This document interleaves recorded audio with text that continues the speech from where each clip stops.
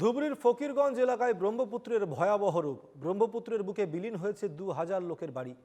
নিরাপদ জায়গার খোঁজে হাহাকার অবস্থা এলাকার লোকজনের। ইতিমধ্যেই এলাকার নস্করা এবং সুন্দরপাড়া গ্রাম পঞ্চায়েতের একাধিক গ্রাম নদে বিলীন হয়েছে। শালকাটা আয়রাকাটা প্রধান রাস্তা চলে গিয়েছে নদীর বুকে। যোগাযোগ বিচ্ছিন্ন হয়েছে এলাকার লোকজনের। উচ্চ মাধ্যমিক স্কুল, একাধিক সরকারি বেসরকারি প্রতিষ্ঠান সহ ওয়াহাব বাজারের শতাধিক দোকানপাট নদীগর্ভে চলে গিয়েছে। বর্তমানে কিভাবে নদী পাড়ের বাসিন্দারা জীবন নির্বাহ করছে দেখুন কবির মণ্ডলের এক প্রতিবেদন।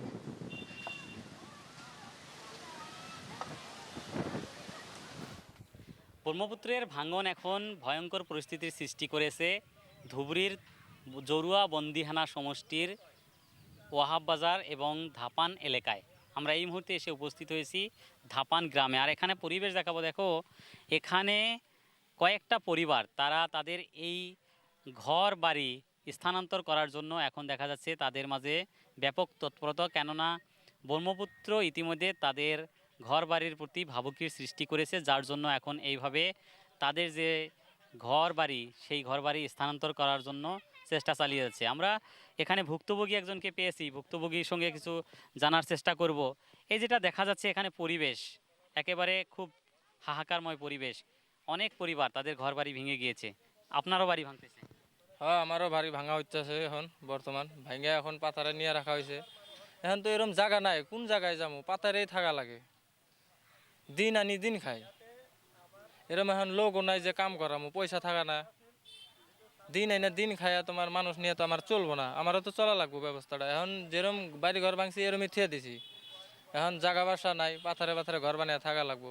এখন যামু কোনে, কি করবো, উপায় তো নাই আর করার। কতদিন থেকে এইভাবে? মোটামুটি 10-12 বছর। এখানে 10 বছর থেকে আশ্রয় নিয়ে আছে? 10 বছর ধরে আশ্রয় নিছি। এর আগে কোথায় ছিলেন? এর আগে ছিলাম 1 বছর থাকছি।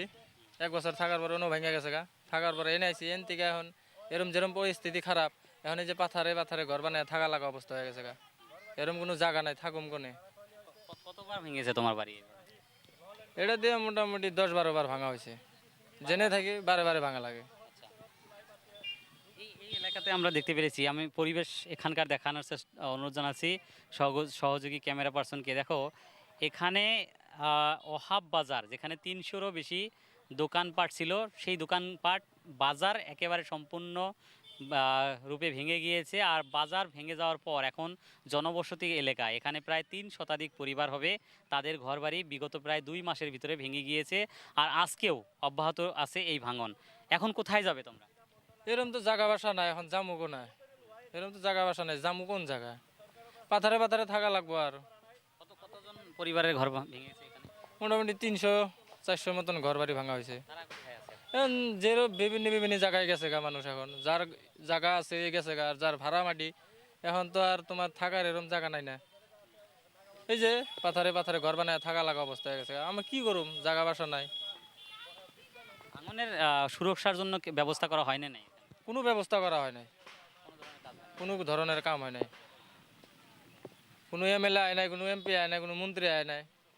এখন তো কিছুই করে নাই কেউ, যেরম আছে এরমই। এই এলাকার ভাঙন প্রতিরোধের জন্য ভাঙন স্থায়ী প্রতিরোধ সমিতি গঠন করা হয়েছে। আর সেই সমিতির আমরা বিষয়ববীকে পেয়েছি। এই যেটা পরিবেশ এখানে দেখা যাচ্ছে বিগত কয়েকদিন থেকে, বিশেষ করে 2-3 মাস থেকে যেটা পরিস্থিতি ভাঙনের, বাজার সম্পূর্ণরূপে ভেঙে গিয়েছে, 200-300 পরিবার ভেঙে গিয়েছে। এই মানুষগুলো কোথায় গিয়েছে, কি অবস্থা বর্তমানে? এই যে আপনি যে পরিবেশ দেখতেছেন, আপনি এই যেখানে দাঁড়িয়ে আছে এখানেও কমেও 2-3টা পরিয়াল ছিল। এরকম করে যেমন এখানে একটা ওহাব বাজার ছিল, তার সারাউন্ডিং চারিদিকে অনেকগুলা মানুষের বস্তি ছিল। তার পাশেই যেমন কুশবাড়ি গ্রাম ছিল, তারপরে বাঁশমুড়া গ্রাম ছিল, দাপান গ্রাম, এই নামাসালা গ্রাম, বুসাইমারি গ্রাম। এই বিস্তীর্ণ অঞ্চলে প্রায় 2000-এর মতো পরিয়াল এবার ব্রহ্মপুত্র নদীর বিলীন হয়ে গেছে। আপনারা দেখতেছেন স্বাধীনতার পর থেকে বিভিন্ন সরকার আসতেছে, ভোটের আগে তারা অনেক প্রতিশ্রুতি দেয় আমাদের দক্ষিণবারে ভয়াবহ গড়াক্ষয় নিয়ে স্থায়ী সমাধানের ব্যবস্থা করবে। আমরা দীর্ঘদিন ধরে বিভিন্ন দল মত নির্বিশেষে ঐক্যবদ্ধ সংগ্রাম কমিটি করে আন্দোলন করছি, আমরা সরকারের কাছে দাবি জানাইতেছি। আপনারা দেখতেছেন সরকার কোনো বিবিধ ব্যবস্থা করতেছে না। এই লোকগুলাই আমাদের আসামের বিভিন্ন জায়গায় যখন তারা থাকার জন্য এই নদীভঙ্গ হয়ে যায়, তাদেরকে বাংলাদেশি চিনাক্তকরণ করে তাদের উপরে বিভিন্ন ধরনের হ্যারাসমেন্ট করা হয়। আমরা এই জন্যই আজকে যেমন ডাবল ইঞ্জিন সরকার আছে, সবকা সাথ সবকা বিকাশের কথা কয়, কিন্তু একটা সম্প্রদায়, একটা অঞ্চল সম্পূর্ণ ব্রহ্মপুত্র নদীর সাথে ধূলিসাৎ হয়ে যেতেছে। আমাদের এই সরকারের কোনো ভ্রুক্ষেপ নাই।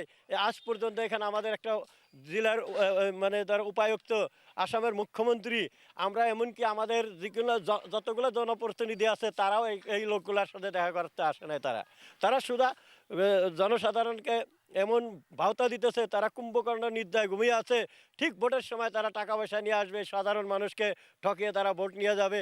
কিন্তু আমাদের এই যে হাজার হাজার মানুষের বন্যায় বিধ্বস্ত হয়ে আজকে দিশাহারা হয়ে পথের ভিখারিতে পরিণত হইতেছে, তার জন্য তারা কোনো বিহিত ব্যবস্থা তারা নিতেছে না।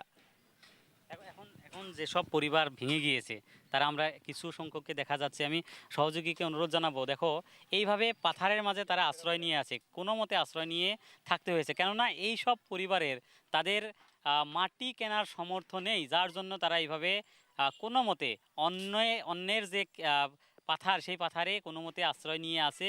আর এইভাবে কতদিন থাকবে, তারা কোথায় যাবে, সেই বিষয়গুলো কিন্তু এখন দেখা যাচ্ছে স্থানীয় যারা রয়েছেন সচেতন ব্যক্তি তাদের মাঝে প্রশ্ন। আমরা আরও জানার চেষ্টা করব, প্রায় 300-রও বেশি পরিবার ইতিমধ্যে ভেঙে গেছে, সেই পরিবারগুলো এখন কোথায় আছে? 2000-এর মতো পরিবার, মানে বিস্তীর্ণ এরিয়ায়, শুধু এই ওহাববাজার সারাউন্ডিং এরিয়ায় 300, আর অন্যান্য গ্রাম মিলা প্রায় 2000-এর মতো পরিবার লেভেল ভাঙছে। এরা এখান থেকে কোথায় যাবে, যাওয়ার মতো জায়গা নাই। ঘর বিভিন্ন জায়গায় রাস্তার ধারে এরকম করে তাদের ঘর ফালিয়ে রাখছে। অনেক জায়গায় তারা কি করছে, মাটি ভাড়া কেনার মতো ক্ষমতা নাই। মেঘালয় গেলে এখন একটা হুঁশিয়ারি দিয়েছে যে আগে যারা ছিল তাদের নতুন করে মেঘালয় গেলে তাদেরকে থাকার জায়গা দেওয়া হবে না। এই জন্য তারা মেঘালয় যেতে পারতেছে না। আমরা আসামের অন্যান্য জায়গায় যাবে, সেখানে গেলেও তাদেরকে বাংলাদেশি মনে করে। এই লোকগুলো এই ভিতর অঞ্চলে নদী ভাঙতেছে, শুধু এই ভিতর অঞ্চলে, এখানে ওহাববাজার অঞ্চলে মানুষ আরকাটা, রাবারসালা, চিনাবাড়ি এইসব জায়গায় কোনো মতে তারা লল্যান্ডের মধ্যে মানুষ হিসাবে জন্ম মানে বসবাস করতেছে না। একটা জন্তু জানোয়ারের মতো পরিবেশের মধ্যে তারা কোনো মতে দিন কাটাইতেছে, তাদের খবর নেওয়ার কোনো প্রতিনিধি নাই। এইভাবেই এখন দেখা যাচ্ছে, বিশেষ করে এই যে জরুয়া বন্দিহানা নতুন সমষ্টি, এই সমষ্টি এলাকা ধাপান এলাকা বর্তমান এইভাবে ভাঙনের যে অবস্থা, একেবারে হাহাকার বলতে হবে এখানকার সাধারণ জনতার।